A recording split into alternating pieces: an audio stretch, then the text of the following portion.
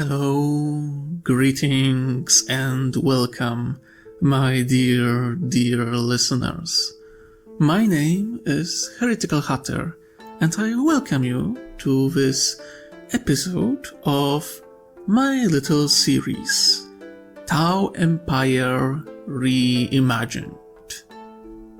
Now, a few things before we start. First of all, I looked at my document which I'm reading to you, the whole lore that I created, and I noticed something interesting. In terms of the lore, which is before the Damocles Gulf Crusade, we are exactly in the middle of what I already written. So hey, halfway there to the Damocles Gulf Crusade. The other thing is that I think that Damocles Gulf Crusade will be somewhat separate series, like it will be on a different playlist. Because, well, you will see it then, it will be a little bit different in terms of narration. It will be more of a story in some places.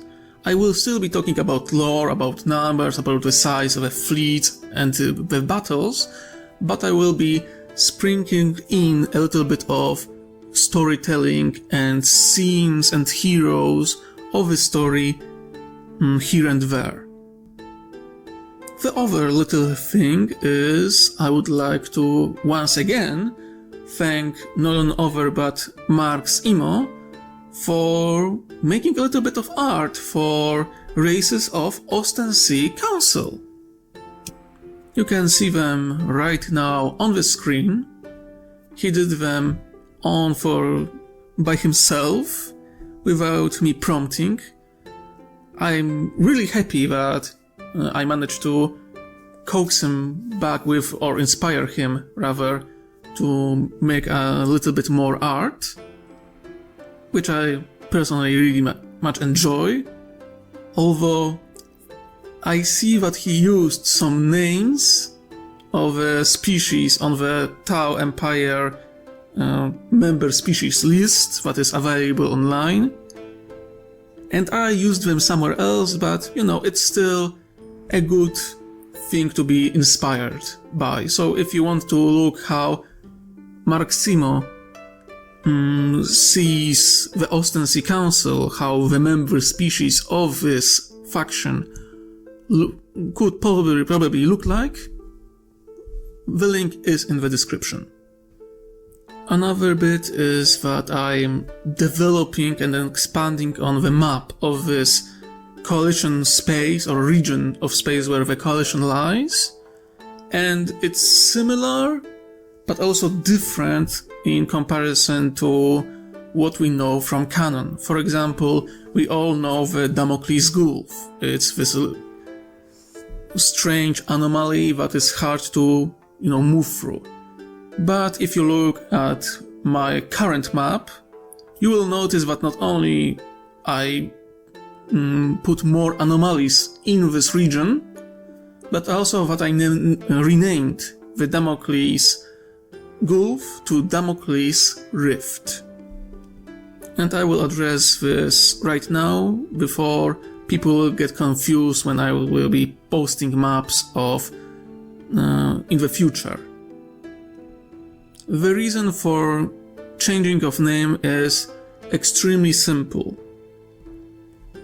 The Warhammer 40k uses mostly, in terms of maps, concepts similar to the, sailing, to the naval maps. And calling an anomaly that is very hard to navigate through a gulf is weird, especially when right next to them we have Perdus Rift, which is basically the same concept, a region that is really hard to navigate through. So this is now called Damocles Rift. But there is Damocles Gulf, and that's imperial name for this general entrance in the northern region between the Damocles Rift and Perdos Rift. This entrance, this gateway to the heart of the Coalition space.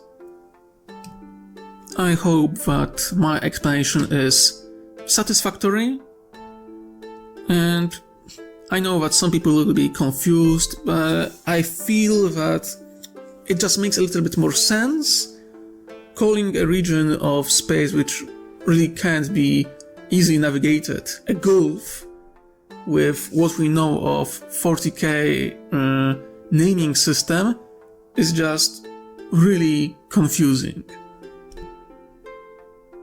But yeah, that's it basically for my talk before main episode.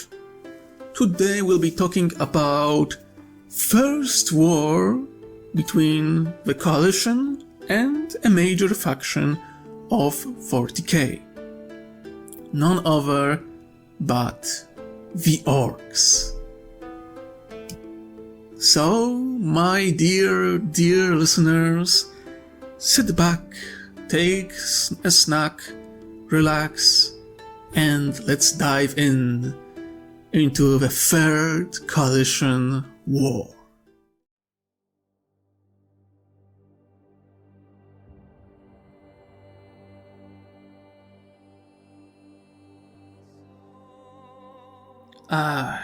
The Third Coalition War. One of the bloodiest and the longest wars the Coalition ever experienced in their long history. By imperial calendar, the war started in 167 of Millennium 39 and lasted all the way to 245th year of Millennium 39. By the Tau calendar, the war lasted from 3999 to 4094 era of Unity. So, a war that lasted almost a century. And you must understand that this war was so long because how chaotic it was in many ways. The Orcs didn't exit the warp or entered the sphere of this region of space as one cohesive force. They were broken apart. There was no real cohesion with the Orcs. Well, there rarely is any cohesion, but this was originally a war. There was a war boss, but he didn't appear in the first wave. The warp, being the warp, kept him in the back, let's say, for quite some time. Additionally, a lot of Orc forces were spread out, so it wasn't even really clear when exactly they started to appear in this region of space, but it is known when they started to make contact with the Coalition and the Ostency Council. So the very first fleets started to appear at this, 3999 year of Age of Unity. And they were sporadic and weren't really identified at first. People didn't know what they were. What is interesting is that this region of space where Coalition existed was relatively free of Orcs. There were some Orc present, as they are everywhere, but they were on the level of feral species. They weren't spaceborne in this region of space. And neither Council nor the Coalition met them yet. So appearance of those Orcs was weird and unforeseen, especially with how weird their technology is. In fact, when they first appeared, they were noticed by the sensors that the Coalition created to detect warp-capable vessels. In fact, many people initially thought that it was invasion by the Council. Only later it was discovered that they were orcs. The Council, being led by Zoads, had some knowledge about orcs and knew that diplomacy or making deals with them was basically impossible. In most cases. We do know about orc mercenaries working with the Imperium, but, it's really rare for something like this to happen. The Coalition and the Tau didn't know that. In fact, they thought of orcs as an asset initially. They thought, hey, maybe we can use them. Maybe we can convince them to join the greater good and fight on our side to overwhelm the Council and take it over. This is a moment where the famous scene of Tau water diplomats trying to make contact with the orcs happens.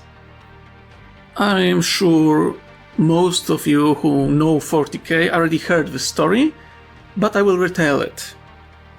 The Tau watercast were sent to negotiate with orcs, and first they came to them and tried to talk and got beaten to death. Second time they came with guns as presents to try to convince them to join them. The orcs took the guns and shoot them. So the third time they came again and gave them guns, but they were empty. There was no ammunition inside. So the orcs took them and beat the watercast with those guns to death. And many of you might think, well, the Tau are just ridiculously stupid. Why they would try so many times to talk with fucking orcs of all people?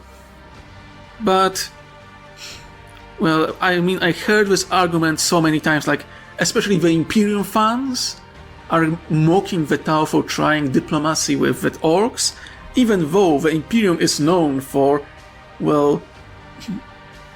taking in orc mercenaries into their ranks. They are mocking the Tau for doing the exact fucking thing that the Imperium is doing. And Imperium has fucking experience with the orcs. They know they can't trust them, and yet they still make deals with orc mercenaries. And yet, when the Tau try to make diplomatic talks with them, it's somehow extremely stupid. If you are one of those Imperium fans who mock the Tau for trying to talk with orcs, I remind you, Imperium does the fucking same, and they have experience with the orcs. So with all due respect, shut, and I cannot stress this far enough, the fuck out. Just stop and think for a second before you open your fucking mouth. And what is even more important, let's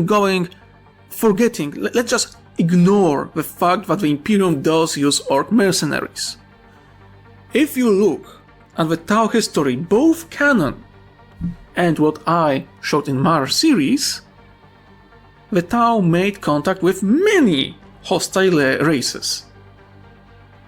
Talarians and Moralians included. And somehow both of those races, species, join the greater good. No problem, they are part of a coalition. I think that many people forget that people within the 40k universe don't have access to Warhammer 40k in Wikipedia.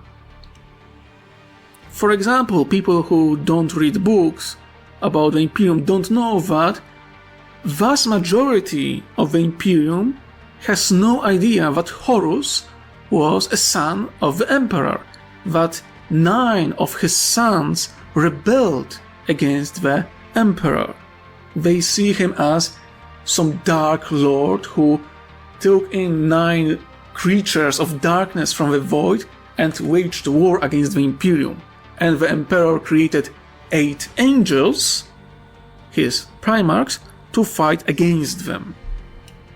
They have no idea how Horus Heresy looked, how it played out, what was the fault of the Emperor.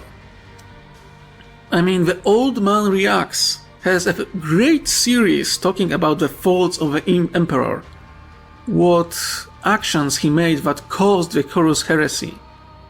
And you must understand that vast majority of the population in the Imperium has no fucking idea about it. The same way the Tau had no idea that the orcs are basically a rogue bioweapon created millions of years ago and who just go around killing people because that's their purpose. They saw them just as another aggressive species, one which can be talked to and communicated with. Hell, looking at how the orcs communicate, establishing contact with the orcs was far easier with establishing contact with Moralians. But after those first diplomatic talks failed, it was determined that the orcs were incompatible with the greater good. The very first species to be declared such. First decade of the Third Coalition War wasn't really seen as war yet, because it was low-intensity conflict.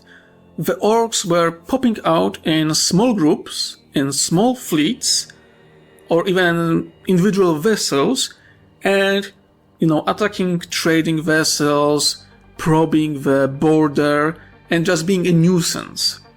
But neither side, neither coalition, nor the council really saw them as the main threat. They were still quite focused about this little Cold War that was still going on, technically.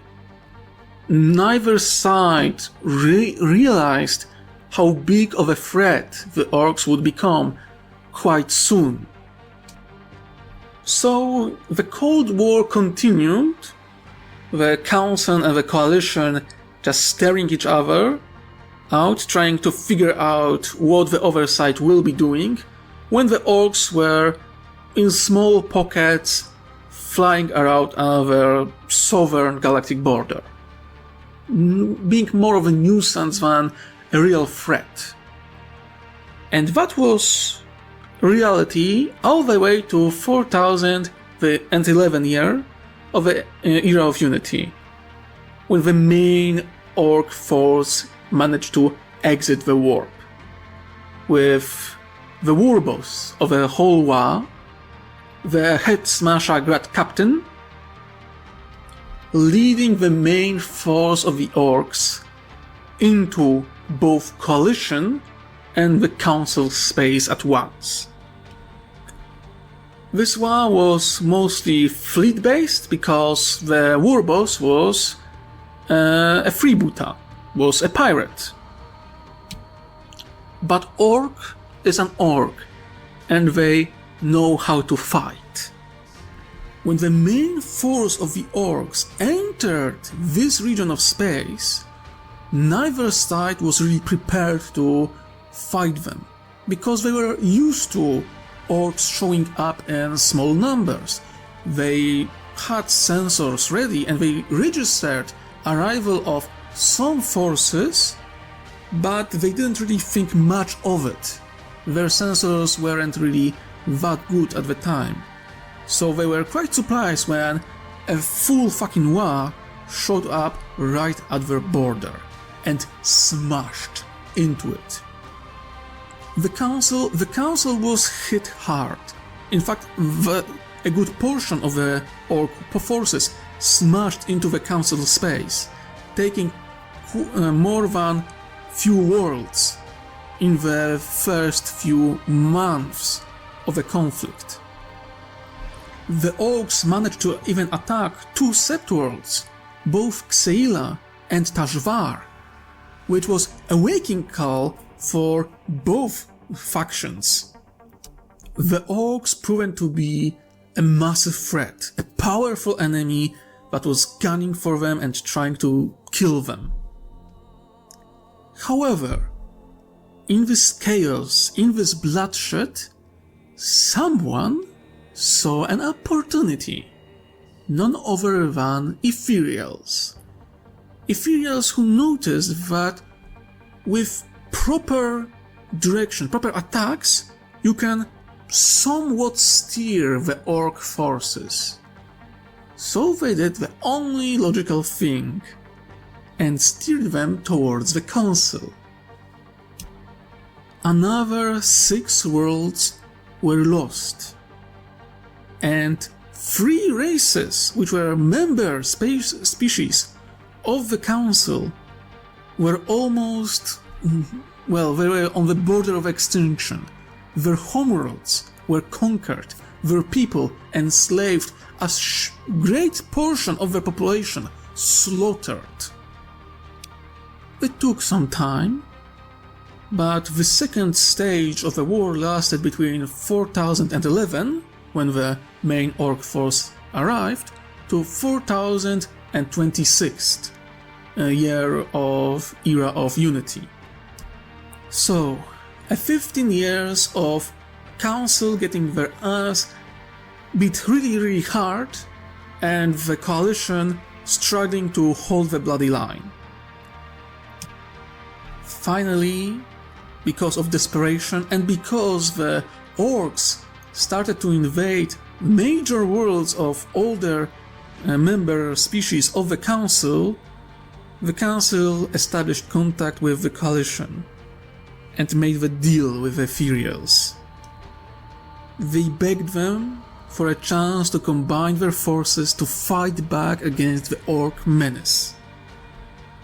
In exchange, the council will adopt the ideology of a greater good. And of course, Ethereals agreed to those terms with the most of their humility intact. Yeah, that's how Ethereals play the game. What is a sacrifice of billions of people being the main cause of almost extinction of 3 species is nothing in the name of a greater good. Because right there and then the Council Coalition War was won. The Cold War between those 2 factions were over. The Coalition have won. The Council decided to submit to the will of the Ethereals and the greater good for the sake of their own survival.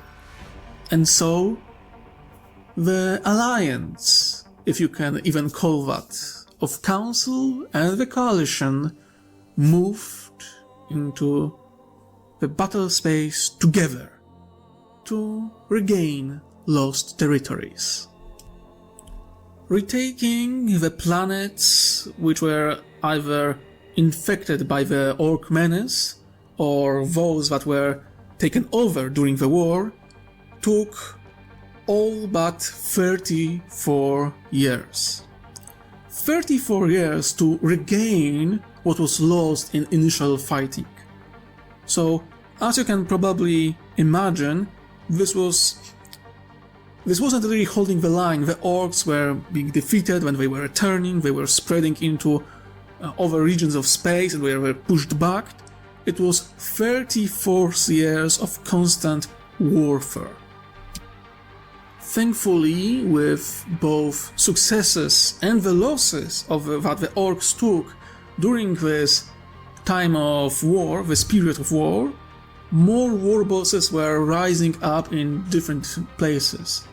So the Head Smasher Great Captain wasn't the leader of the war all the time. He was losing his position but surviving, and someone else was taking over before he was taken over by someone else. It was like exchanging the position between the different war bosses who were too chaotic to really figure out how to take over the control of the entire war once again. There were periods of greater intensity of war and of much slower, mostly between the times when the orcs were attacking the Council and the Coalition, and when they were fighting between each other and both major factions could, well, regain their power and prepare for another round.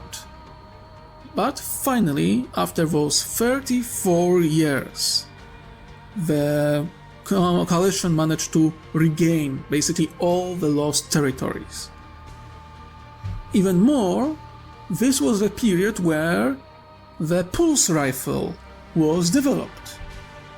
In canon, it's said that the pulse rifle was developed to directly combat orcs, so I think that the first generation of pulse rifles find their, well, time of birth in this era. Finally, the fourth stage of the war, the final breaking of the war, which lasted between 4062 to 4094. It was a bloody conflict, but now the Coalition was on the offensive. They were taking back what was rightfully theirs. They were now attacking the orc worlds directly. They were hunting the orc fleets.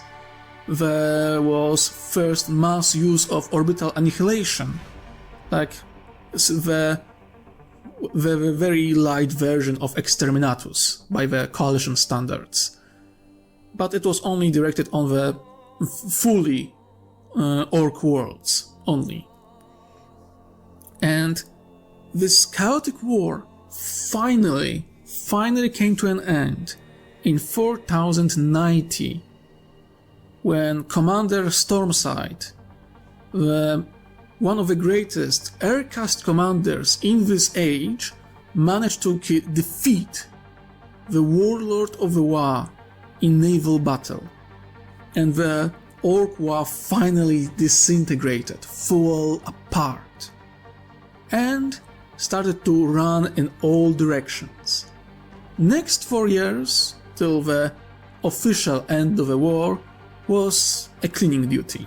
They were just hunting down the orcs that were, in pockets that were near the Coalition and the Council borders.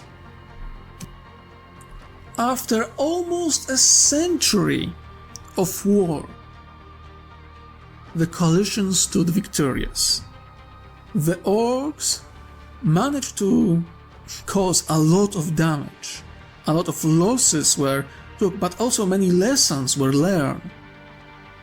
And the first true legend of the Tau and the Coalition was born, the Commander Stormtide, a female commander of the Navy, because again, those orcs were mostly freebooters, and the orc pirates usually prefer ships, and she managed to match them in the void and finally win and lead the Coalition into the victory.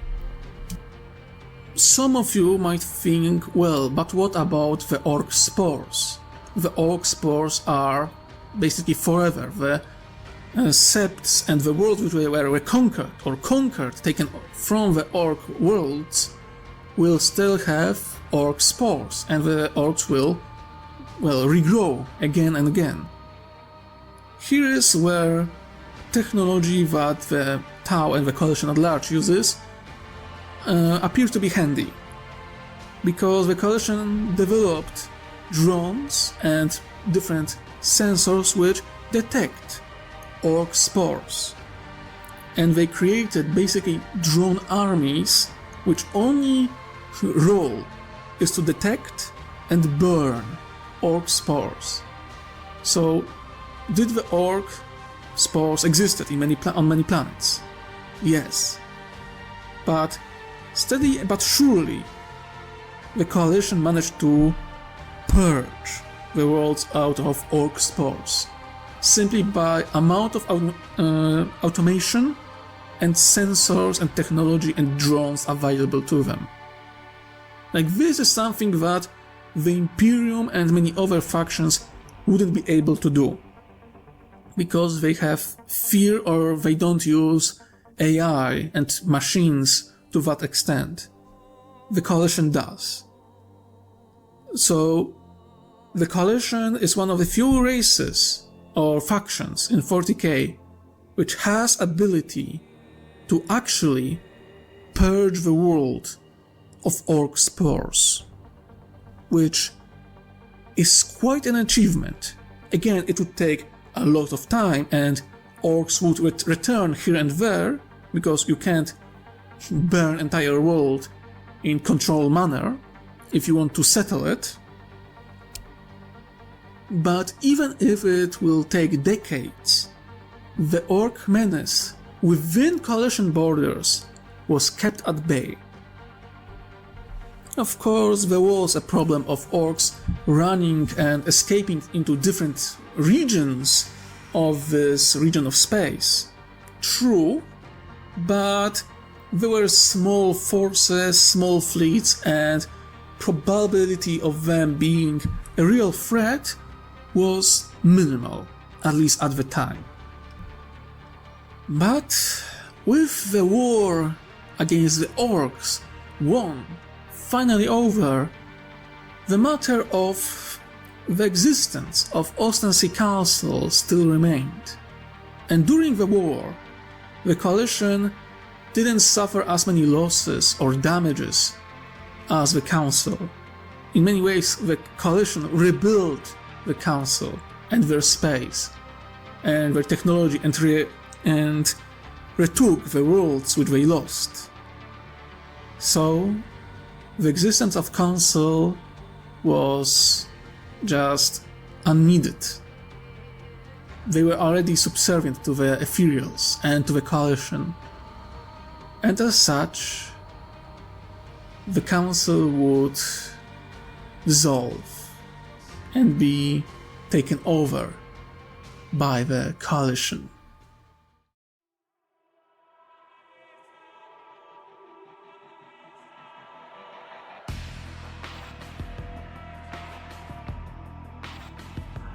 In 249th year of 39th millennium, or 4100 era of Unity, the official union between the Coalition and the Council was announced, 1 year after the ending of hostilities against the orcs.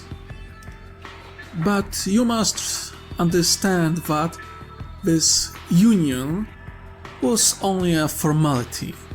The Council was already under Coalition control. For decades during the war, hell, the Coalition established colonies and future septs within the Council space to help the rebuilding and, well, the logistics within this region of space. The opponents of this union were silenced or disappeared in a puff of smoke. Gone. I do wonder what could possibly happen to the opponents to this great union between the Council and the Coalition, which was of course for the greater good of everyone present. Again, evil can be pragmatic and can be subtle. Some of you might think that this union is, well, the perfect win for the Ethereals. They took over the rival, and now they grew in size quite a lot and in power. However, I am not a fan of one thing that Games Workshop is known for quite a lot in 40k, and especially with the handling of the Tau Empire. It's lack of agency of any other species within the Tau Empire. So yes, on the surface, the Ethereals won, not only against the Orcs and the Green Menace, but also against the Council, with whom they had a cold war for over half a century. But remember, Zoats were created during the War in Heaven. Those people, even though they are a failed experiment of the Old Ones, aren't idiots. And when there was no hope for them to win an actual war with the Coalition, to take over this region of space in frontal assault, who said they couldn't pull on strings from within? Oh yes, my darlings, this game isn't played only by Ethereals. There's more than one player within the Coalition now, and many of them are quite smart. This isn't a military takeover. The members of the Council, or well, ex-Council now, aren't under military occupation. They are willingly joining the Coalition, they are part of it. That means that they must obey the Coalition laws, but also they have Coalition privileges. Oh yes, this tastes great. The schemes, the diplomatic play, the political play within the Coalition will be truly glorious. But those schemes aren't a subject for today. Let me tell you about the septs established within Old Council space.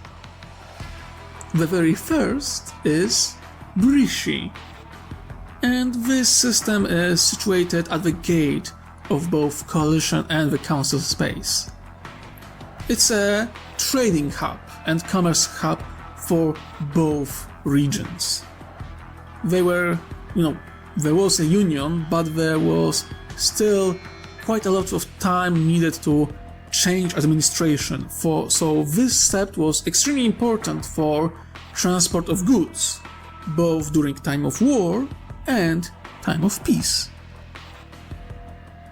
Utah, on the other hand, is situated deep within the Council space, and it's a center of influence over the Council member species. It was also a logistic hub during the war. After it became like a control world. This is where the Ethereals thought they will manage to control all members of the Old Council. However, this system works both ways. Just like Ethereals and members of the Coalition were stationed there and tasked with influencing the Old Council space, just the same way members of the Council were influencing members of the Coalition on the Sept world. The next Sept is Eher Rhea, and its industrial world of Earthcast, and it was crucial during the war. This was a heart of production for the Council front. This is where a shit ton of resources from the worlds of the Council were diverted, so they could be easily and mass produced into tools of war for fighting against the orcs.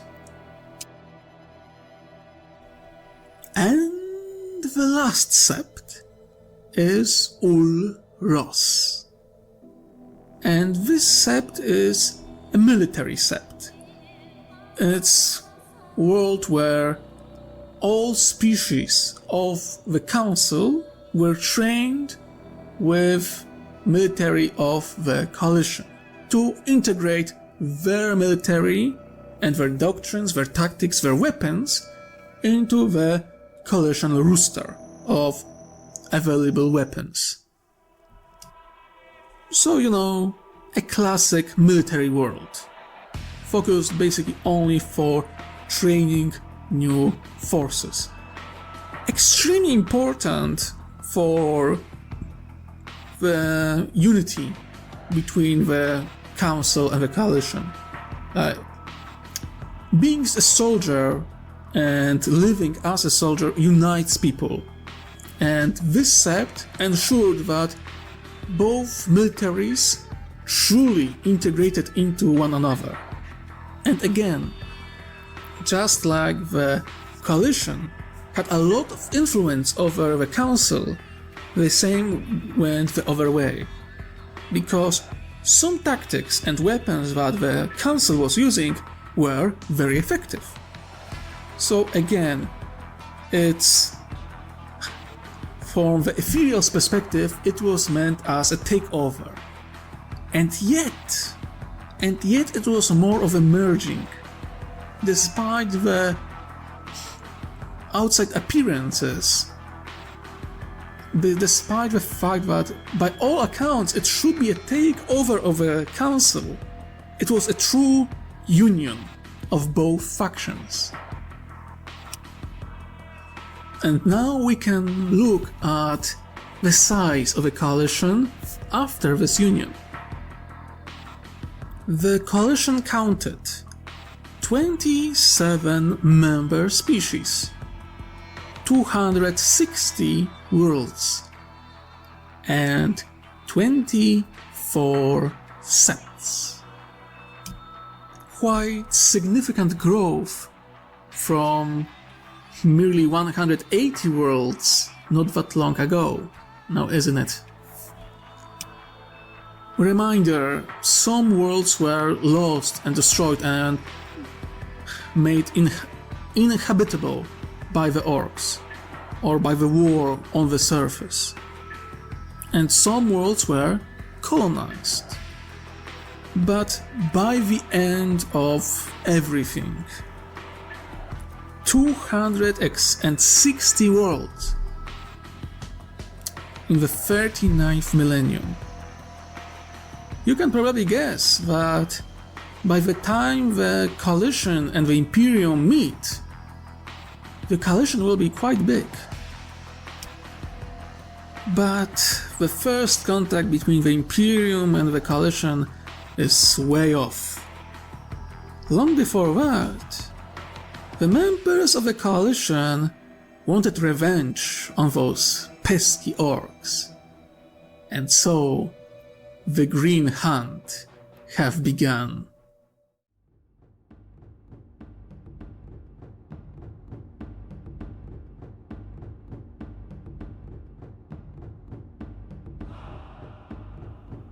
Now, to say that the members of a new reforged coalition hated orcs would be an understatement of a century.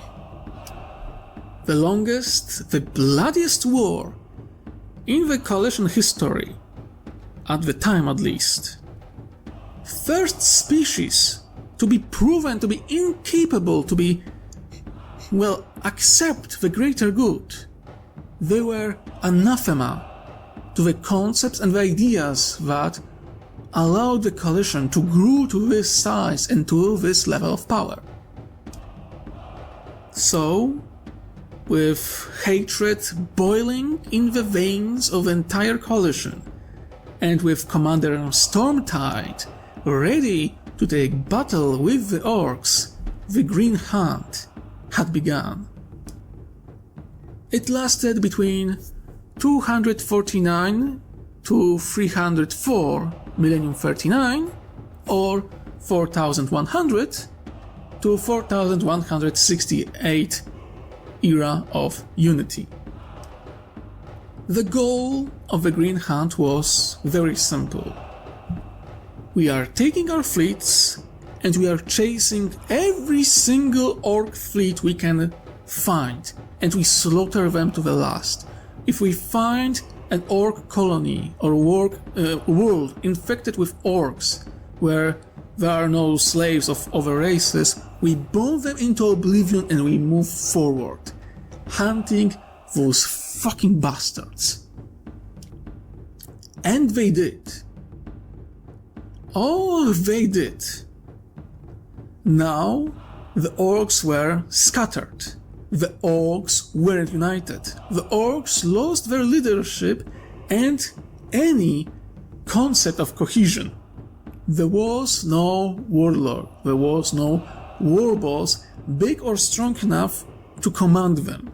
If any even attempt to rise and try to take over, they were killed before they could rise to any prominence. The coalition went on a pure genocide spree throughout the stars, finding anything that resembled orc and killing it. In fact, the coalition was so focused on this hunt that no new septs and no new colonies were established in this period of time. Despite we're talking about almost, 68 Tau years. So that's quite a long period of time without any colonization. Basically, all production was focused either on rebuilding what was damaged during the war against the orcs, or at supplying the fleets who were hunting down orc remnants. As the decades passed, some people even dared to hope that the orc menace was extinguished, that this was a full and pure coalition victory. And then there was something that scared the ever-loving shit out of a lot of people. A big orc fleet, a significant orc fleet, managed to break through Perdus Rift and attack the coalition forces. And worst of all, they seem cohesive. They seem to have some sort of command. The implications were horrible. Some orcs managed to reach the Perdus Rift, the region of space which was before thought unbreachable, unnavigable in any way. But now there was a proof that it is possible. And somewhere beyond it, the orcs were growing in power enough that some of their fleets were coming back to fight against the coalition. The solution was simple. They will send a fleet on the other side of the Perdus Rift. They will scout out, find the power and strength of the orcs, and kill them with overwhelming attack. Commander Stormtide, the very same that brought the end to the orc menace in the 5th Coalition War, led the expedition on the other side of the Perdus Rift. Some of her ships were lost, some destroyed, but they did manage to reach the other side of the Perdus Rift. And after long weeks, or maybe even months of travel, they breached on the other side of the rift and managed to see what was hidden on the other side. What they saw was war on great scale, not as big as the 5th Coalition War, but close enough. The Green Menace was here, the orcs were here in force, and they were waging war against an interesting species. Warriors who didn't fear fighting orcs in close-quarter combat, hand to hand, who traveled the void in the massive spherical vessels far bigger than anything that Coalition deployed at the time. Warriors so savage, they ate the flesh of their enemies while they were still alive. You know them. You'll love them. The Cruit.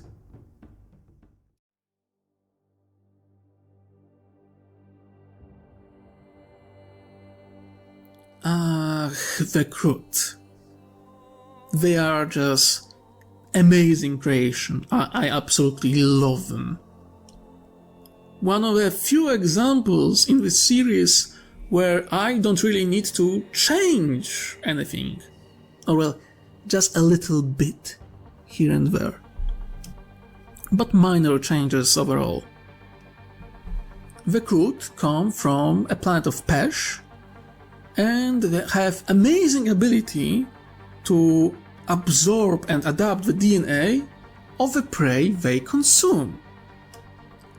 If they eat big, dumb, strong but dangerous animals, they will devolve into big, strong but dumb animals. If they eat something smart, they will become smart, etc, etc. They are also cannibals, but just a part of their culture, really, and the way to preserve their own intelligence. They are warriors through and through, survivors. They are like condensed version of survival of the fittest. They took this saying quite literally, it seems. It's almost impossible for a Cruit to not adapt to some environment or situation, because as long as they have ability to eat something which lives in this environment, they will figure it out sooner or later. They have also extremely dense muscles, which allow them to fight even the orcs in close quarter combat, and are stealthy enough that they can take Eldar Rangers by surprise. Amazing species on all sides. However, the moment that the orcs found them, they were in a bit peculiar situation or moment in their history. You see, the Cruit are one of those few races in the galaxy that don't have ambition to rule or dominate or enslave other species. It's just not in their nature. What they want is to fight, to hunt, and to eat. They are quite simple that way. Hell, for the sake of this hunt, they did develop quite advanced technology, including famous Cruit war spheres, which are warp capable. In fact, the Cruit seem to have natural ability, maybe they ate it from something or maybe it evolved within them, to navigate the warp by themselves. They don't have really like dedicated navigators or psychers unless they eat a psyker and become one, but they have natural ability to know when they approach a planet where there is life that they can eat and grow with strength with this consumption. But if they're spreading and spreading into numerous systems, around 20 worlds were under their control at the time that they made contact with the coalition. They had a little bit more before. Orcs took quite a few from them. They grew so far in technology that they were becoming weaker because this hunt culture started to die out. So the Cruit leadership chose to abandon much of their advanced technology. Basically, the only thing that remains is semi-automated factories within their mountains, which allow them to construct their war spheres. So the Cruit are a bizarre mix of very advanced and quite primitive at the same time.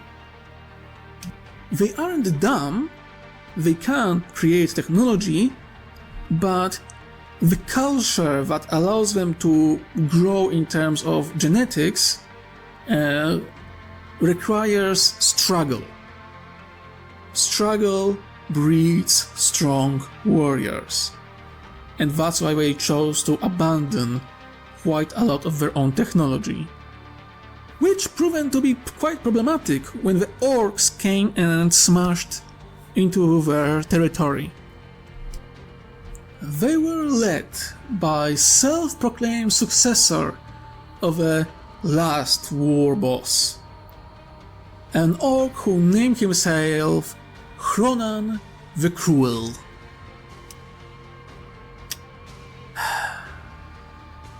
You know, sometimes taking a page from Games Workshop and Black Library writing and taking some names really on the nose is really freaking fun. But regardless, the orcs were initially small in force, but the Cruit were weak in terms of technology and couldn't counter their fleets so well as Coalition could. The orcs were winning in the void and could land on the surface of the planets.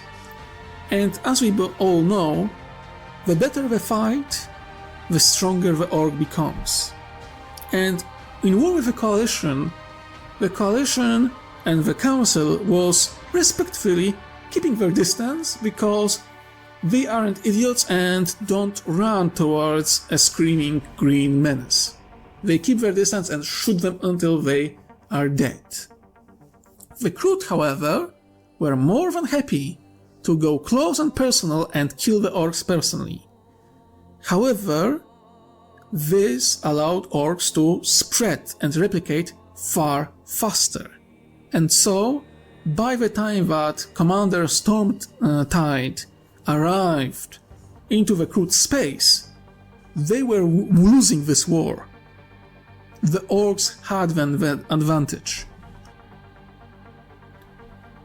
And here is main change in terms of lore, I made, because the Games Workshop doesn't understand timelines and just messed the concept of how the Tau Empire and the Cruit united quite a lot with the previous and later interactions with the orcs in their history.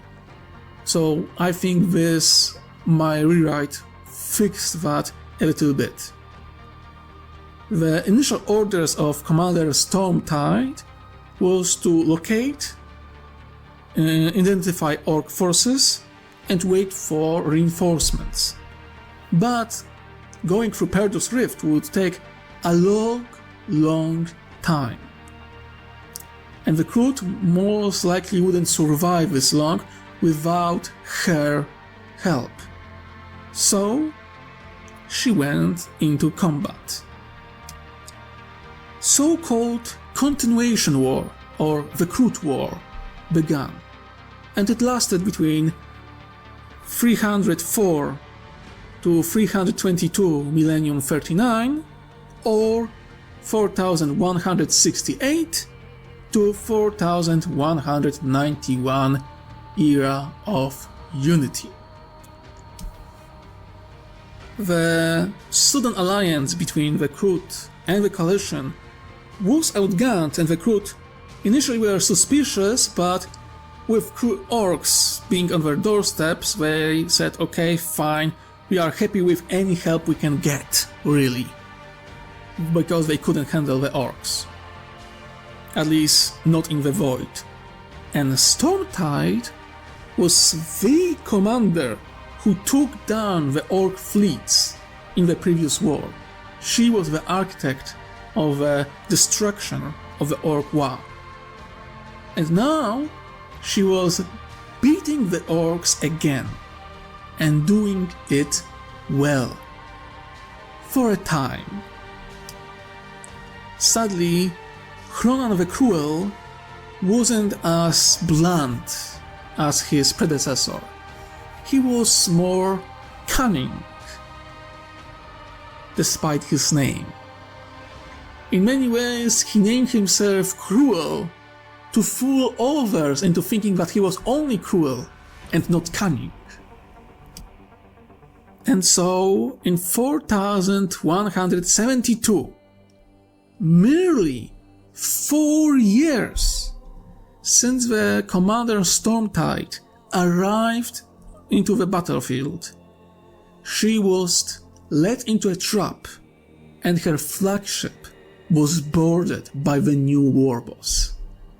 He slaughtered his way all the way to the bridge, listening to the insult of Commander Stormtide, who was shouting and screaming in defiance on all channels to all orcs, Cruit and coalition forces to hear and see how she cursed the orcs as Conan the Cruel was getting closer and closer. Finally, he smashed the main door to the bridge. And there she was, old air-cast admiral, standing at the very center of her bridge with a pistol raised. She shot and shot, but he was a warboss, no pesky little gun could kill him. He came close, with broad smile on his face, grabbed her with his power claw, raised her up so all of the galaxy could see on all channels in all directions how he crushed her in her hand.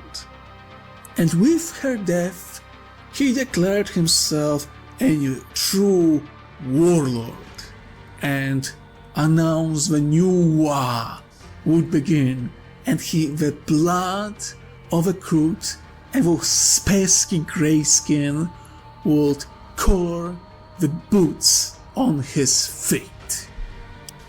This was his great victory, the start of the legend of great Conan the Cruel, who would take over the entire sector and create his own orc empire.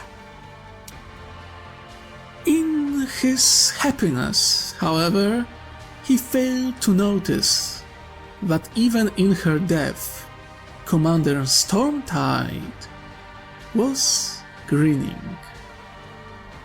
And just as the last proclamation of great war escaped his mouth, the coalition flagship, the Dawn of Defiance, detonated as Commander Stormtide, knowing her end was near, started self-destruct sequence, but with help of Earthcast kept it invisible on basically all monitors, so no orc knew that their end was coming. And so the great leader of the orc war died in the moment he proclaimed its beginning. Some orcs, of course, tried to take over, to take hold of this orc force and lead them to victory. Unfortunately for them, main coalition fleet managed to breach the Perdus Rift and join the war. It would take 19 Tau years, but the coalition would score another victory against the orcs.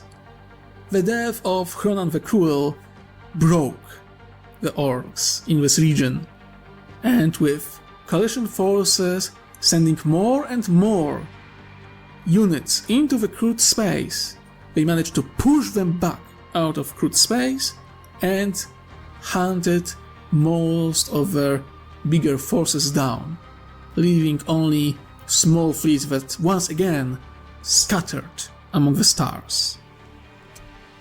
Commander Stormtide death was a great loss for the coalition, but she did become a martyr. And martyrs are important for any nation. The Cruit, in fact, to this day, venerate her as almost a demigod who came from the other side of the Perdius Rift and took down with her the menace which was killing and destroying their empire. With the war's end, the Cruit willingly joined the coalition, becoming a full member. One that will prove to be very important in the future. Additionally, the coalition arrival created a certain schism within the Cruit population. Some kept to their traditional ways. Some, however, started to think that technology and being a hunter doesn't need to be separate. So there are small population of Cruit that want to and do use quite advanced technology, which should be terrifying for anyone who has any knowledge about the Cruit, because the technology is a force multiplier, and Cruit are already quite deadly, and with proper technology they can be deadlier. The end of the Continuation War, or the Cruit War, however you prefer to call it, also made clear that warp drives are usable in combat. So the coalition government, while they didn't agree for the warp drive to be adapted into the major fleets, they said, okay, the factions that already used or developed vessels with the warp drive can keep producing them, but we prefer and we will support if you exchange warp drive on ether drive, simply because it's far safer, and losing even a one vessel is a massive loss of resources. And so the war against the orcs came to an end. The Cruit joined in, and the coalition grew in size once again quite a lot, now having 25 members, 292 worlds, and 24 septs. And believe me or not, but that was only the beginning of colonization effort and growth of a coalition in this era. For after the victory over the orcs, the second great colonization would begin. However, that is a story for another time. So, my darlings, I think that's it for today. We saw entirety of a war between the coalition and the orcs. Or, well, the first war between the coalition and the orcs. A conflict which, if you count both wars together and the pause in between, lasted almost 2 centuries. So, quite a while. After this victory comes a time of peace, expansion and colonization. I think I will make the second great colonization, or second golden age of the coalition, its own smaller episode. mostly for the sake of things that will come after it. Because if you remember, the third sphere of expansion was going quite well, but was prolonged again and again because Ethereals wanted to end it on a positive note. I can tell you that the second great colonization, the second golden age, will be the peak of this era, of this sphere. And it will only go down from there. Oh, I hope you will have fun with some ideas I came up with. I would like to thank Marx Emo once again for creating art for member species for Austin Sea Council. Thank you very much, mate. They are really cool. Now, pick 3 of them and choose which are close to extinction or almost went extinct because of the orcs.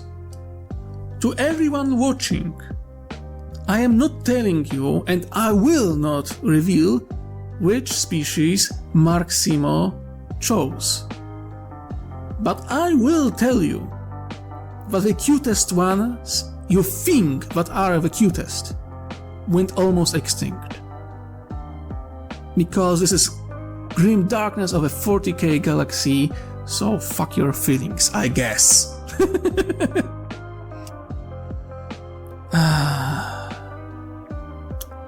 I really like this series. It's so much fun. Anyway, no more stalling. Thank you for joining me today, my dear listeners. And I hope you enjoyed this episode. Now, my dear listeners, remember, wherever you are, whatever you do, try to enjoy yourself while you can. I wish you a most heretical day. Ta-ta!